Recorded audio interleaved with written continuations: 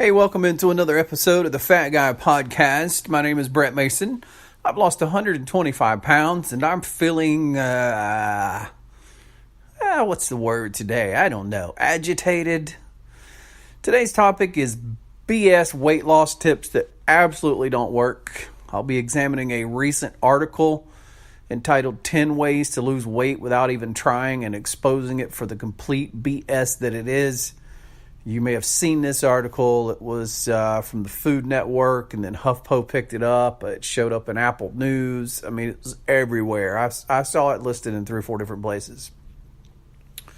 Before we get to that, who am I? I've helped hundreds of people lose weight and get healthier. It's my passion in life.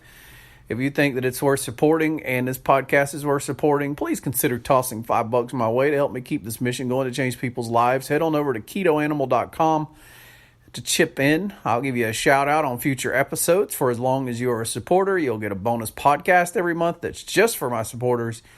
And you move straight to the head of the line if you have questions about weight loss or keto or any of that kind of stuff. Thank you so much. The long address for that, if you want to type it in, is patreon.com/fatguypodcast. Patreon.com/fatguypodcast. If you don't have $5, there's other free and easy ways you can support what we do here and help me spread this information and knowledge to the masses. Probably the biggest is to go rate this podcast on iTunes. Apple's like everything else. It lets people see what it thinks is popular. And so 5-star ratings really help me spread the word, and it causes Apple to show us to more of their users in their feed. So go rate us on iTunes. A 5-star rating and a little comment about why you like the show would really be awesome. You can follow us on social media. That's Twitter, Facebook, Instagram. My username is Fat Guy Podcast on all of those. And you can subscribe to the podcast wherever you get podcast. So if you already use your iPhone or your Android device to get podcasts, you know how to access them. Just search for Fat Guy Podcast, and you'll be able to find us there. Or you should be able to find us there with no problem. If you're like I was when I started out and didn't know that much about podcasting and you don't have a clue what any of that means, super simple thing to do. Download the free Spreaker app, Spreaker, and search for Fat Guy Podcast. Hit that heart, subscribe, and you'll get notified about all new episodes. They'll be easily listened to right there on the app. And you can scroll back and see all the previous episodes and get caught up, or just pick out ones that pique your interest.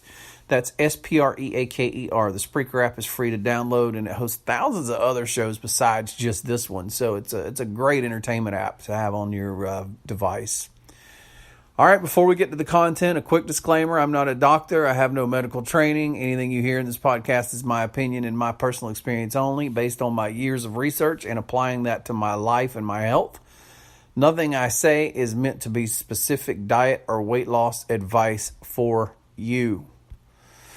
It's my opinions and my personal experiences only. Before you begin any diet change or weight loss program, you should consult one of those doctors that loves to prescribe people medicine. Hopefully you have a better doctor than that, but I find that, unfortunately, sadly, most people don't. So this article originally debuted on the Food Network, but I saw it on HuffPo. I saw it on the Apple News feed. I believe it was the number 2 article that day, ranking on the Apple News feed, which is just crazy with all that's going on in the world. But it was the number 2 article. Nevertheless, it's the title of it is 10 Ways to Lose Weight Without Even Trying, just by making these easy changes today. So it starts out with, you can do it. Okay, that's good. Tip number 1 is find a partner. Recruit a buddy to help you on your journey to better your health. Now, look, this is I'm not going to necessarily get hung up on this one. I will say this. It depends on the partner and it depends on you. If you find somebody that sells out to your way of doing things, and in my opinion, for 99% of people, that's going to be a ketogenic diet, and it's not going to include crazy, insane weight loss, exercise. It's going to be, moderate walking, 30 minutes a day, maybe at a good moderate pace, or every other day for 45 minutes or something. And that's about it. Otherwise, you stick to a strict ketogenic diet, not necessarily too much of a junk food ketogenic diet, mostly whole foods, which is meats, hard cheeses, butter, and green veggies, and eggs. And that's pretty much it. You can add some other things in every now and then. So, if you can find a partner that's on board and you both have your plan aligned and your desires aligned and your determination aligned, then absolutely a partner can be helpful. Otherwise, this is just a plug for our group. If you go sign up to be a Patreon supporter at the Super Keto Warrior level, you can come on and get added into our private Facebook group where we all encourage each other, and I personally coach people along their path, and you'll find people there that are serious about it, and you may find somebody that aligns with you. Tip number 2 is another one that I'm not going to have a problem with. Cut back on the booze. Do you know how alcohol is made?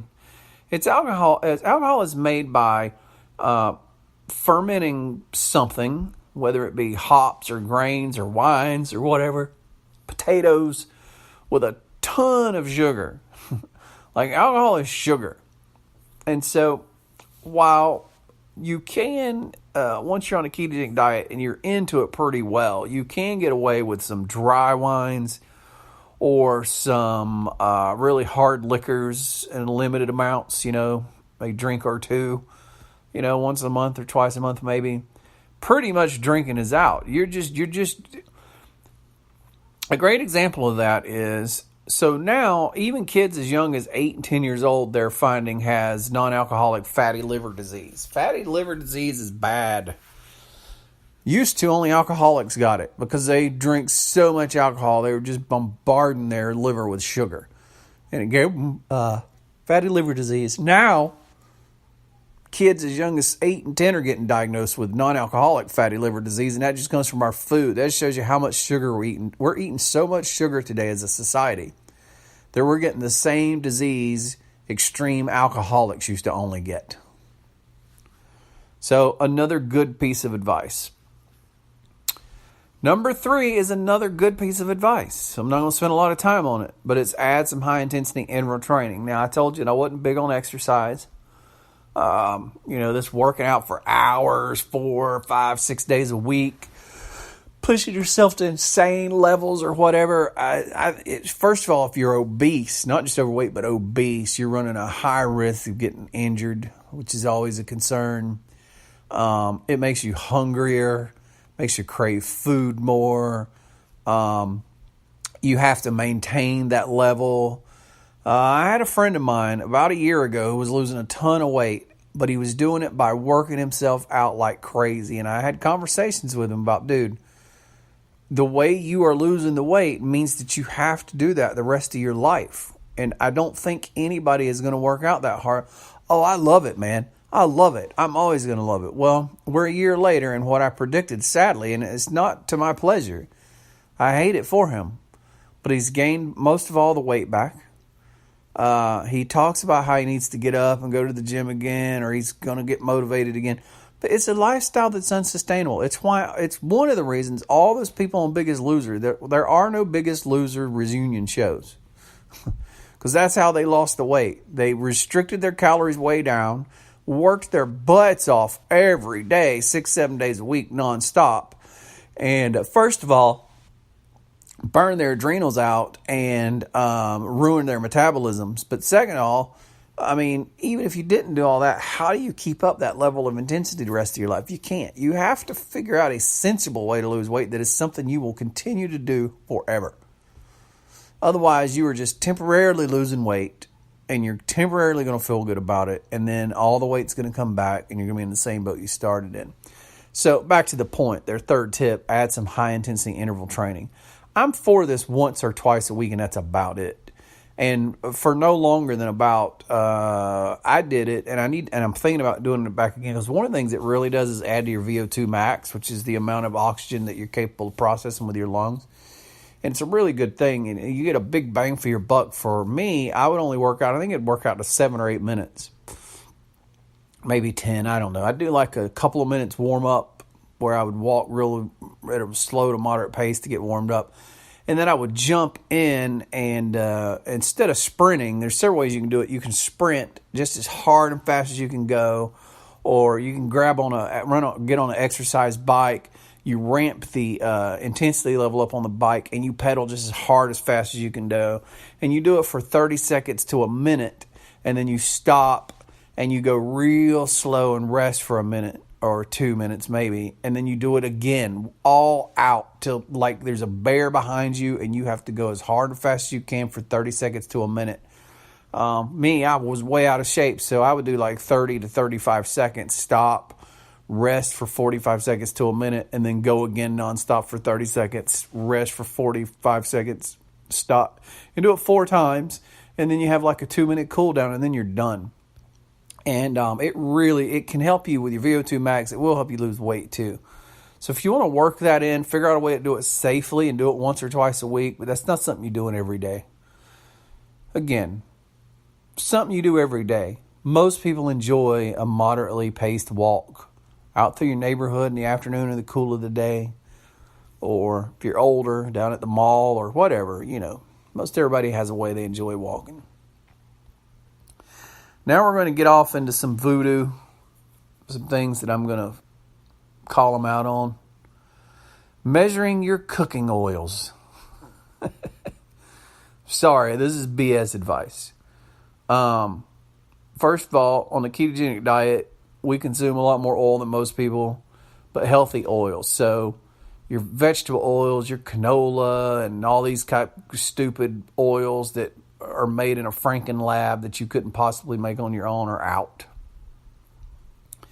So we only consume things like coconut oil, olive oil, avocado oil,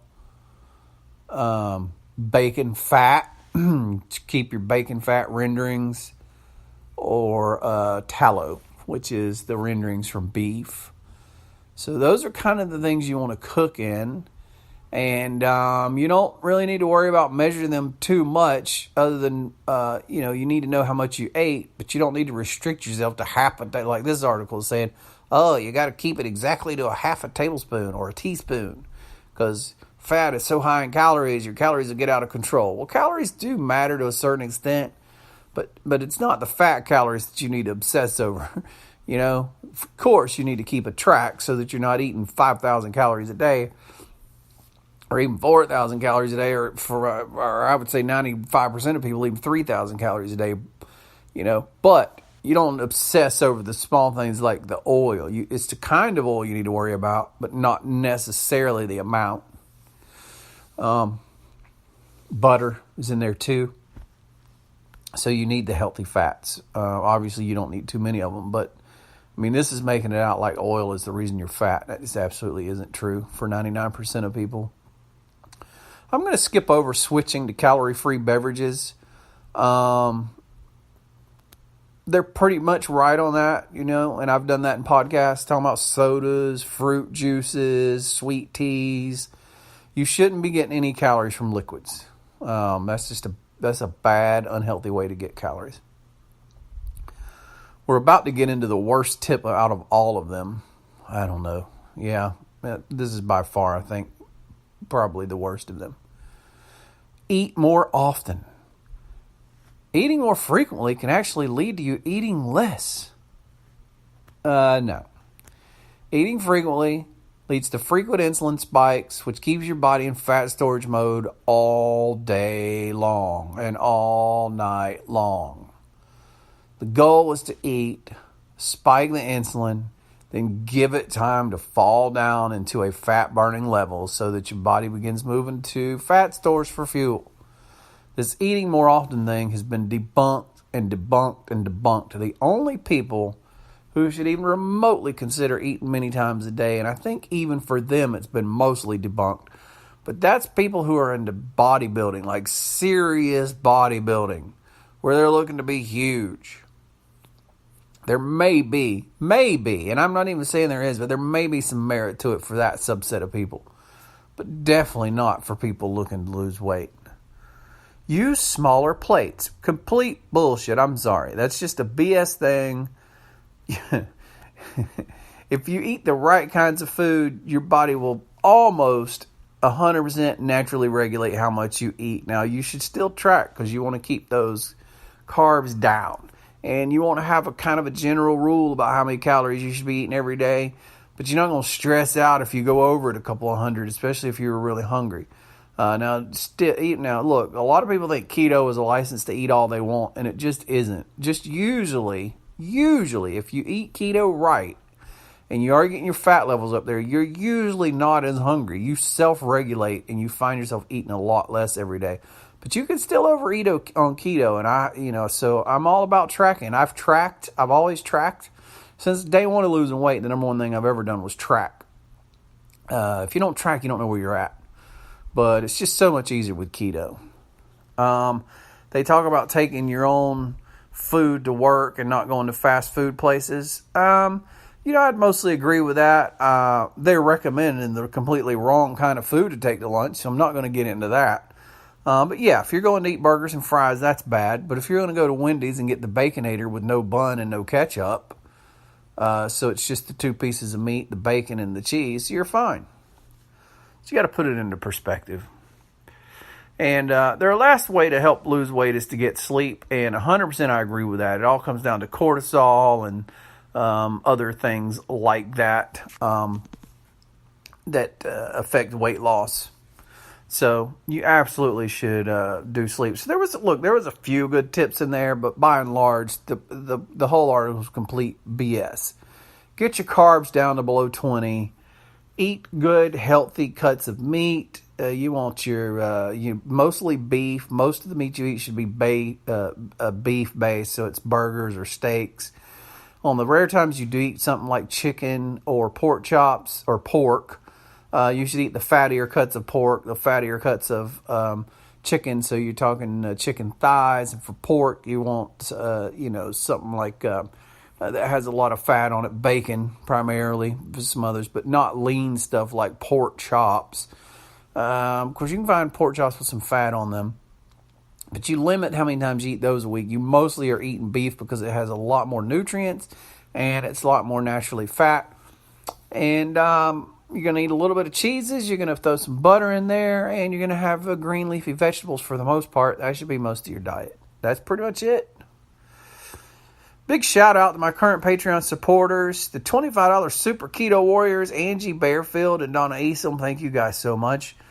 Our $5 Keto Warriors, Bobby Houston, Lena Kirkland, Roger Foisey, Kim Nauman, and Greg James. Thank you guys so much. If you want to support what we do, you can be a Patreon supporter and get some cool perks like a podcast only for supporters, specifically for you, front of the line for questions and help with your weight loss. Plus a shout out every week on the podcast like we just did. For $5, you can help me change lives. And if you want to move up to the super keto level, we got a few of those. You'll get added into our private group that I've had running for a year, where it's a lot of serious keto people, and you can ask questions and get help and support. So the easiest way to get there is ketoanimal.com. Ketoanimal.com. That will redirect you to our Patreon page. Ketoanimal.com. If you think this podcast could help your friends and family, please share it on social media. You could change their lives. Again, I ask that you do me a favor and rate the podcast on Apple Podcast. That'll help me share the word. A 5-star rating signals to Apple that they should let more people see this in their feed so they could recognize and subscribe to it. And leave us a kind word. Say if we did help you, how we helped you, and those type things. And finally, subscribe to Fat Guy Podcast wherever you currently get your podcasts. And if you don't know what that means, if you're confused by that, it's easy for you. Just go download the free Spreaker app and search for Fat Guy Podcast. That's Spreaker, Spreaker. It's a free app to download on your Android device or Apple device.